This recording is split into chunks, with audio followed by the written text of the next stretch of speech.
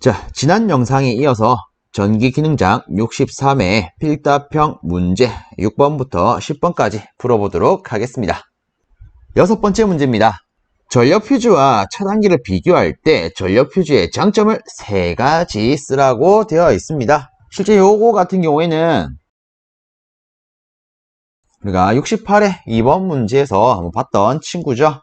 그래서 일단 간단히 한번 적어보면 이 전력 퓨즈 같은 경우에는 차단기에 비해서 소형 경량입니다. 물론 가격도 저렴하죠. 이런 식으로도 쓸 수 있겠죠. 자, 일단은 참고적으로만 말을 하자면 산업기사나 기사 같은 경우에 이런 문제가 나왔을 때 여기에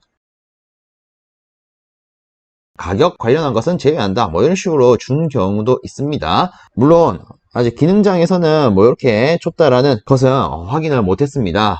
일단 안 주어진 걸로 알고 있는데 혹시 모르죠. 앞으로 기능장에서도 이런 조건이 주어질 수 있으니까 이런 거 있을 수 있겠구나. 이렇게 참고적으로만 봐주시고요.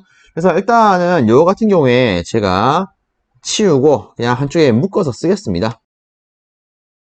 그래서 소형 경량이다 내지 추가적으로 이렇고 가격도 저렴하다 이런 식으로 쓸 수 있겠죠. 자, 그 다음으로 소형 경량으로서 차단 용량이 크더라. 자, 그리고 차단기와 달리 계전기 또는 변성기가 필요하지 않다, 즉 불필요하다, 이렇게 쓸 수가 있겠죠. 물론 이 외에도 우리가 몇 가지를 좀 더 적어보면 보수가 간단하고요. 그리고 실제 동작을 할 때 고속도 차단이 됩니다. 그리고 차단 시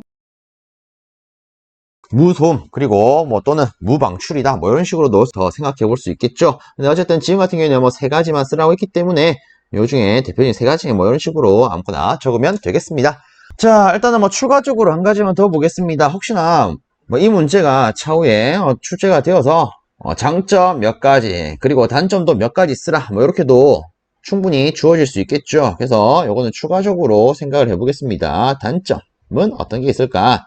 자, 단점 같은 경우에 한번 적어보면 일단 전력 퓨즈 같은 경우에는 용단 특성이 있죠. 다르게 말하면 다시 쓸 수가 없어요. 즉 재투입 불가합니다.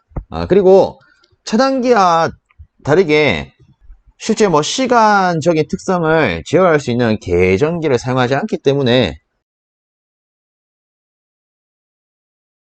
동작 시간, 전류 특성을 조정할 수가 없습니다. 그리고 제가 큰 단점으로서 과도 전류에서 용단될 우려가 있고, 그리고 비보호 영역도 존재하더라. 그리고 한 가지 더 적으면 한류형 같은 경우에 차단 시에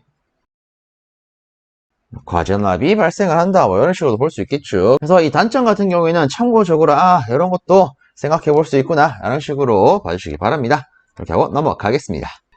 7번째, 고조파 장애 대책 5가지를 써라, 이렇게 주어졌습니다. 자, 일단 우리가 고조파 장애 대책 간단히 생각을 해볼 수 있는 부분은 고조파를 걸러낼 수 있으면 좋겠네. 그렇죠. 우리가 걸러내는 것을 필터라고 하죠. 그래서 고조파 필터를 사용을 할 수 있더라. 자, 그 다음에 우리가 이런 것도 생각해 볼 수 있을 겁니다. 예를 들어 어떤 고조파를 발생하는 기기가 있다. 그럼 실제 이 기기가 주위에 다른 기기들한테도 영향을 줄 수 있지 않겠습니까? 그러면 이때 이 영향을 좀 줄이려면 어떻게 하면 될까요? 그렇죠. 이 2개를 따로 조금 멀찍이 해서 시설하면 되겠죠. 다르게 말하면 이놈과 이놈에 대한 계통을 분리시켜서 따로따로 놓는다, 이렇게도 볼 수가 있을 겁니다. 그래서 요에 대한 내용을 2번째 한번 적어 보겠습니다. 고조파 발생 기기 내지 고조파 발생 장치를 다른 기기와 분리한다. 요거를 간단하게 적으면 고조파 발생 기기에 있어서 계통을 분리한다, 이런 식으로 쓸 수 있겠습니다. 자, 이 다음으로는 전력용 콘덴서에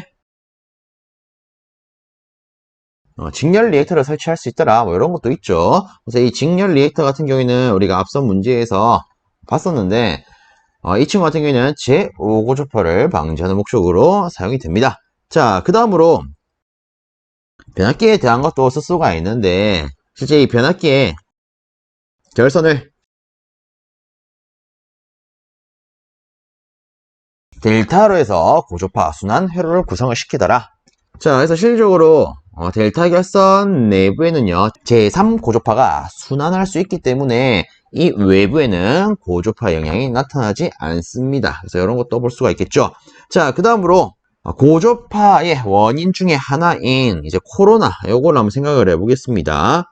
뭐 간단히 선로에 코로나를 방지시키면 어쨌든 얘가 고조파 형성에 대한 원인 중에 하나로 볼 수 있는 친구이기 때문에 얘를 방지하면 이놈에 의한 고조파도 어느 정도 방지가 되겠죠. 그래서 코로나 방지할 수 있는 대책 중에 뭐 이런 걸 떠올릴 수 있겠죠.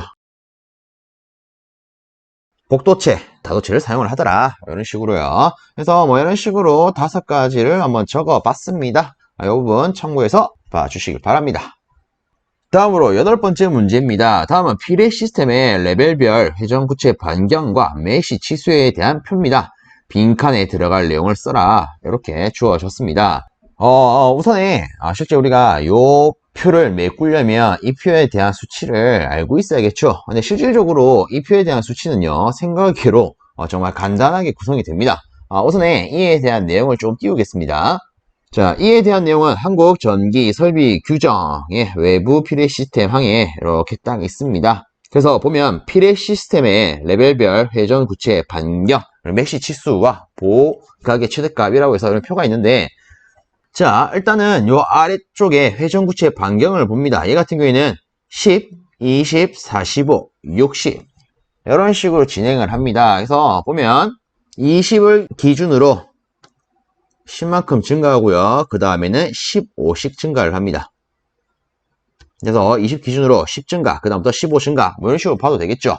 혹은 이렇게 말고요. 자, 보시면 우리가 0을 제외한 나머지만 보겠습니다. 즉 2, 3, 4, 5, 6. 그래서 4, 5만 붙여서 쓰고 나머지 2, 3, 6 따로 쓰고 따로 쓴 것은 0을 붙이면 되더라. 그래서 20, 30, 45, 60 이런 식으로 또 챙길 수가 있을 겁니다. 그리고 특히나 이 오른쪽에 있는 이 메시 치수 같은 경우에는 참 기가 막히죠. 자, 보시면 5, 10, 15, 20 끝입니다. 5의 배수 끝이에요. 그래서 보면 5, 10, 10, 15, 15, 20, 20 얘 같은 경우에는 따로 우리가 머리를 아프게 억지로 외울 필요가 없겠다. 그죠? 그냥 메시 치수는 뭐다?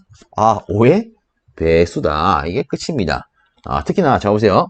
피레 시스템 레벨 보시면 1, 2, 3, 4 있습니다. 그렇죠? 그래서 그냥 5 곱하기 1, 5 곱하기 2, 10, 5 곱하기 3, 15, 5 곱하기 4, 20 이렇게 간단히 챙겨가면 되겠죠.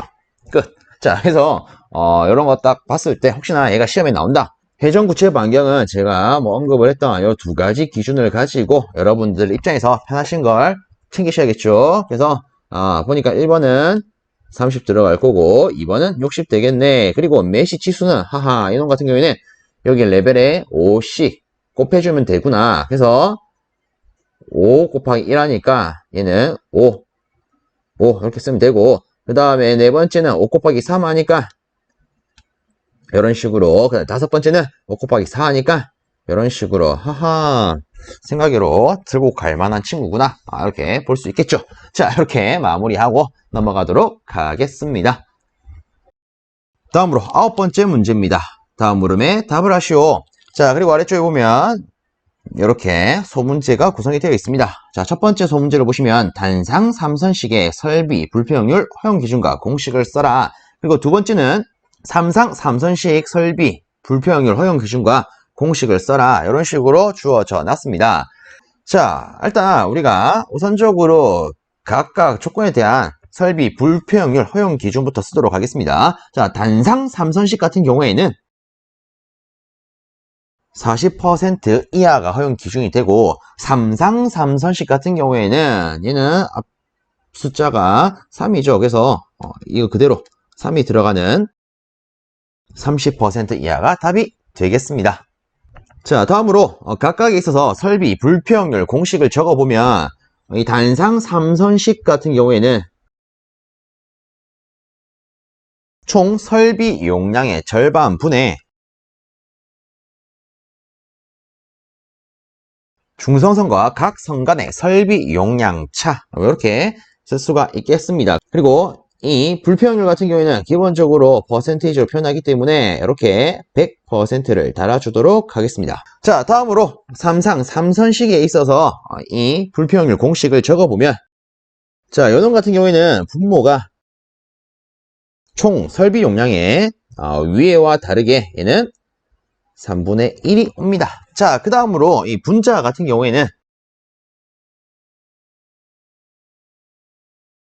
각 선 간의 설비 용량 최대와 최소의 차, 이렇게 쓸 수가 있겠습니다.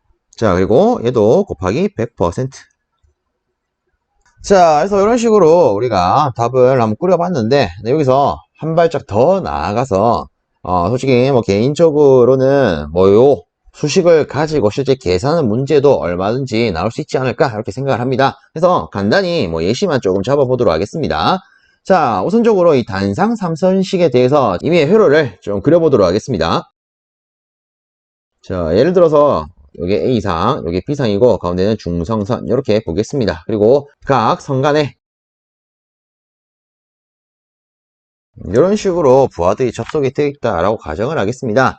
그럼 이 경우에 여기에 대한 설비 불평률을 계산을 해보면, 자, 우선적으로 이 A와 N 사이에 걸리는 전체 설비 용량은요 1kVA 더하기 3kVA니까 얘는 4kVA가 될 거고요. 그리고 이놈 사이에 걸리는 용량은요 둘을 합하면 6kVA가 될 겁니다. 그럼 우리가 이 수식 이거에서 계산을 해보면, 일단 분자 같은 경우에는 중성선과 각 선 간의 설비 용량 차지 않습니까? 그럼 결국 이 둘의 차가 되겠네요. 그래서 6 빼기 4가 될 거고요. 그 다음에 분모 같은 경우에는 일단 각 선 간에 걸리는 전체 설비 용량은 여기는 4, 여기는 6이지 않습니까? 그래서 4 더하기 6 하시고 빼먹으시면 안 되는 거, 실제 얘도 하나의 설비죠. 그래서 실제 이 분모에 들어가는 것은 이 회로의 전체 총 설비 용량을 의미하기 때문에 얘도 고려를 해주셔야 됩니다. 그래서 더하기 6력, 그리고 여기에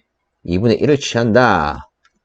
그리고 100%까지 이렇게 꼭 해줘야겠죠. 그래서 실제 얘를 계산기에 한번 넣어보시면 25%가 나옵니다. 그래서 이런 식으로 계산할 수 있겠습니다. 그리고 참고적으로 말하면 실제 이 불평률을 계산할 때는 여기에 보시면 분모, 분자의 설비 용량, 어쨌든 용량에 대한 개념이 들어가는데, 기본적으로 이놈들의 단위는요 볼트 암페어를 기준으로 합니다. 그래서 뭐 예를 들어서 이런 회로에다가 이런 제품군에 있어서 용량값을 줘야 되는데, 이것들이 뭐 예를 들어 다 와트로 주어져 있고 각각의 역률이 다 달리 주어져 있다. 그러면 여기다가 역률을 나눔으로써 이놈에 대한 단위를요 볼트 암페어로 바꾸어서 계산을 해야 되더라. 그래서 이런 기준도 하나 챙겨주시면 언젠가 도움이 되지 않을까 싶습니다. 자, 다음으로 이 아래쪽에 있는 이 삼상 3선식에 대한 예시도 한번 보도록 합시다. 이번에도 임의의 회로를 좀 그려보도록 하겠습니다. 임의로 A상, B상, C상이 있고 각 선 간에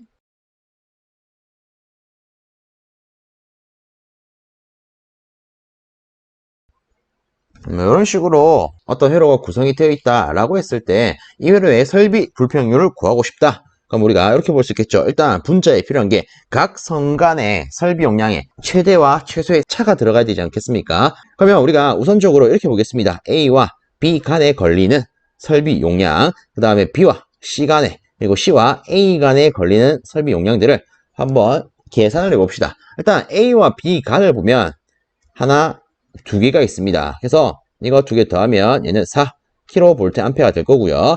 B와 C 간에는 두 개가 있죠. 그래서 2 더하기 1을 하니까 3kVA. 그리고 C와 A 간에는 요거 하나밖에 없네요.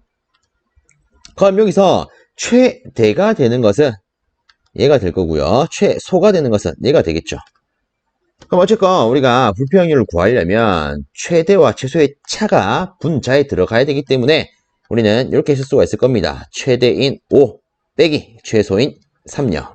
자, 그 다음에 분모 같은 경우에는 총 설비 용량의 3분의 1 값이 들어가야 됩니다. 그래서 이 회로 구성에 있어서 모든 설비의 합을 적어야겠죠, 일단. 자, 그래서 우리가 앞에 일단은 각 선간에 걸리는 모든 설비 용량들을 다 짜봤습니다. 그래서 이것들을 싹 다 더하고요. 자, 이렇게만 하면 실제 여기 선간에 걸린 설비들만 지금 합한 거지 않습니까? 근데 얘도 하나의 설비죠. 그래서 여기다가 이 회로의 전체 값이 필요한 거니까 이것까지도 고려해서 더해줍니다. 그리고 여기다가 3분의 1요. 그리고 어쨌든 얘는 퍼센테이지로 계산해야 되기 때문에 100을 곱해줍니다. 그래서 얘를 계산기에 한번 넣어보시면 33.33%가 될 겁니다. 그래서 뭐 이런 식으로 설비 불필요확률을 계산할 수도 있을 것이다. 그래서 간단히 한번 예시를 잡아봤습니다. 다음으로 마지막 문제인 10번째 문제가 되겠습니다. 자, 보시면요. 삼상 삼선식 380V 길이가 200m인 선로의 부하 전류 250A 부하 역률 0.8인 부하가 접속이 되어 있답니다. 요거 같은 경우에는 좀 오타네요. 선호가 아니라 선로입니다. 그래서 선로에 대한 20도씨의 저항 온도 계수가 요렇게 주어져 있고요. 그리고 직류 도체 저항이 이렇게, 그리고 표피 효과 계수가 이렇게, 근접 효과 계수가 이렇게 되어 있을 때 부하 측의 전압 강화를 계산하시오. 단 리액터스는 무시한다. 솔직한 저의 개인적인 생각으로는 사실 요거 같은 경우에는 그렇죠, 변별력을 위한 문제가 되지 않을까 싶습니다. 그렇죠, 그냥 풀지 말라, 틀려라, 이런 식으로 뭐 내 개념의 문제가 아닐까 싶은데, 일단은 뭐 요 문제에 대해서 한번 풀어는 보겠습니다. 자, 우리가 최종적으로 구해야 되는 것은 부하 측에 있어서의 전압 강화, 얘를 구해야 됩니다. 자, 근데 보시면요, 여기에 선로에 부하 전류가 있고 일단 역률도 있고요. 자, 그 다음으로 지문을 봤을 때 어쨌든 저항에 대한 값이 주어져 있고 리액턴스도 언급이 되어 있습니다. 물론 이제 뭐 무시한다 라고 되어 있는데, 어쨌든 우리가 요거 가지고 한번 생각을 해보면 이런 조건을 가지고 구성할 수 있는 전압 강화 수식, 요거는 일단 삼상 삼선식이니까 뭐 이런 식을 우리가 하나 떠올려 볼 수 있겠네요. 루트 3i의 r 코사인 세타 그리고 x 사인 세타요. 일단 마지막에 보시면 리액턴스는 무시한다라고 했기 때문에 얘를 무시한다라고 치면은 루트 3i의 r 코사인 세타, 뭐 요거만 고려하면 되겠죠. 이거 자체가 전압 강하지 않겠습니까? 그러면 일단 우리가 지문을 가지고 좀 대조를 해보면요, 여기에 필요한 전류값, 부하 전류값 250A 주어져 있습니다. 그리고 역률값 0.8이라고 주어져 있어요. 그러면 이 문제 같은 경우에는 우리가 요 놈을 구하는 게 핵심이 되겠네요. 자, 그럼 여기서 얘를 구하기 위해서 필요한 개념이 하나 있습니다. 자, 일단 보시면요, 솔직히 우리 입장에서는 좀 많이 생소할 수 있는 이 표피 효과 계수, 근접 효과 계수, 이런 것들이 주어져 있습니다. 이제 이런 걸 가지고 우리가 교류 기준의 저항값을 계산을 할 수가 있는데, 이 저항값은 어떻게 계산을 하느냐? 자, RD, 즉 여기서 RD라고 하는 것은 직류 저항을 의미합니다. 즉 정확하게는 직류 도체 저항을 의미를 하고요. 그리고 이 뒤에 알파 그리고 1 플러스 베타 플러스 감마, 이런 이상한 것들이 곱해집니다. 그럼 여기서 이 알파 그리고 베타, 이 감마, 이것들이 무엇을 의미를 하느냐? 자, 이 알파 같은 경우에는 저항 온도 계수를 의미를 하고요. 이 베타, 감마, 이 둘 중에 하나는요, 표피 효과 계수를, 또 다른 하나는 근접 효과 계수를 의미를 합니다. 그래서 저항 온도 계수 같은 경우에는 저항이 냅다 곱하면 되는 거고, 나머지는 더하는데 1까지 더해서 곱하더라, 뭐 이런 개념의 수식을 써서 실제 교류 저항을 구할 수가 있겠습니다. 그래서 이걸 토대로 여기다가 한번 적어보면요, 뭐 교류 저항을 편의상 그냥 R이라고 놓겠습니다. 이때 R 값은 일단 보면 직류 도체 저항이 0.193이라고 주어져 있습니다. 그럼 얘 그대로 써야겠죠. 근데 문제가 하나 있습니다. 어떤 문제가 있냐면, 자, 우선 제가 요 아래쪽에다 한번 적어볼게요. 실제 요 친구의 단위가 옴 퍼 킬로미터입니다. 그렇죠? 근데 일단 우리가 전압 강화를 생각하려면 실제 여기 들어가야 되는 저항의 단위는 옴이 돼야 됩니다. 그렇죠? 전체 전압 강화를 본다면 전체에 대한 저항값, 즉 옴의 단위를 필요로 할 겁니다. 근데 얘는 보시면 킬로미터당 저항으로 주어져 있습니다. 그러면 실제 요거를 우리가 옴에 대한 단위로 바꾸려면 어떻게 해야 될까요? 그렇죠? 여기다가 길이 값을 곱해서 얘들 나가리 시켜줘야겠죠? 자, 그래서 보시면 이 지문의 조건에 길이가 이렇게 주어져 있습니다. 근데 다만 지금 단위가 뭘로 주어져 있다? 미터로 주어져 있다. 그럼 얘 같은 경우에는 킬로로 바꾸면 0.2 킬로미터 이렇게 쓸 수 있겠죠. 그래서 이 값에다가 이걸 그대로 쓰는 게 아니라 0.2 킬로미터 얘를 곱해서 이 전체를 뭘로 바꿔준다? 옴의 단위로 바꿔준다. 그래서 이런 것도 하나 생각을 조금 해야 되는 문제가 되겠죠. 그리고 이 뒤에 우리가 언급했던 저항온도 계수 구분하기 위해서 검은색으로 쓰면 저항온도 계수가 1.2751입니다. 자, 그 다음에 이 뒤에 1 더하기 그리고 각각에 대한 효과 계수들 얘를 더해주면 되겠죠. 이런 식으로요. 그래서 요거를 여러분들이 계산기에 넣으시면 저항값이 0.1481옴이 나옵니다. 그럼 일단 우리가 구한 것은 일단 교류회로 기준에서의 저항이에요. 자, 그럼 이제 본격적으로 전압 강화 계산해야겠죠. 자, 일단 여기에 있는 불필요한 건 지우겠습니다. 자, 그래서 전압 강화는요.